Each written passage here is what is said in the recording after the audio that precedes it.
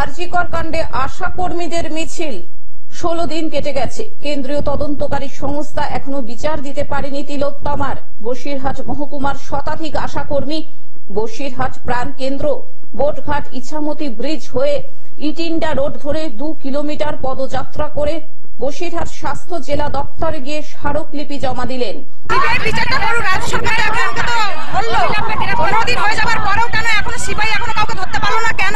সেই বিচারটা চাই, আর আমাদের আশাদের নিরাপত্তা চাই, কারণ আমরা তো প্রতিদিন রাত্রে করে আমাদের ডেলিভারি নিয়ে আমাদেরকে আসতে হয় হসপিটালে। সেই নিরাপত্তাটা আমরা চাই।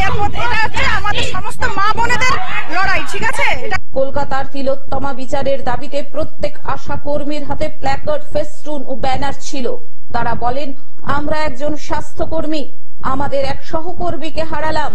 এই ঘটনার পুনরাবৃত্তি আর যেন না হয়। আন্দোলন করছি যে আমাদের নিরাপত্তা তো অবশ্যই দরকার, আর যার হত্যা হয়েছে তার তো দৃষ্টান্তমূলক শাস্তি হোক। যে শাস্তিটা এমন একটা শাস্তি হোক যাতে মানুষের মনে থাকে যে এরকম কাজ করার আগে দুবার সে ভাববে যে এরকম একটা কাজ আমরা কেন করব।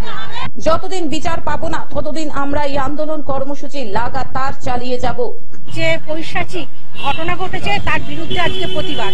তার কারণ একটা হসপিটালে যদি একজন ডক্টর সুরক্ষিত না হয়, আমরা দিন রাত 24 ঘন্টা রাস্তায় এবং গ্রামে মায়েদের পরিষেবা দিয়ে চলেছি। সেখানে আমরা আশারা ভীষণভাবে অসুরক্ষিত, কারণ আমাদের রাত্রে মা নিয়ে হসপিটালে আসতে হয়। সেখানে আমরা মনে করি যে আমরা ভীষণভাবে অসুরক্ষিত, এবং যে ঘটনাটা ঘটেছে সেটা পৈশাচিক। আজ আমরা মানবিকতার দিক দিয়ে, মানসিকতার দিক দিয়ে একজন মানুষ হয়ে, একজন মেয়ে হয়ে, একটা মেয়ের প্রতি যে দুর্বিষহ অত্যাচার ঘটেছে তার প্রতিবাদ স্বরূপ আজ আমরা এই প্রতিবাদ মিছিলে শামিল হয়েছে। বসিরহাট থেকে শ্যাম বিশ্বাসের রিপোর্ট, গ্লোব নিউজ।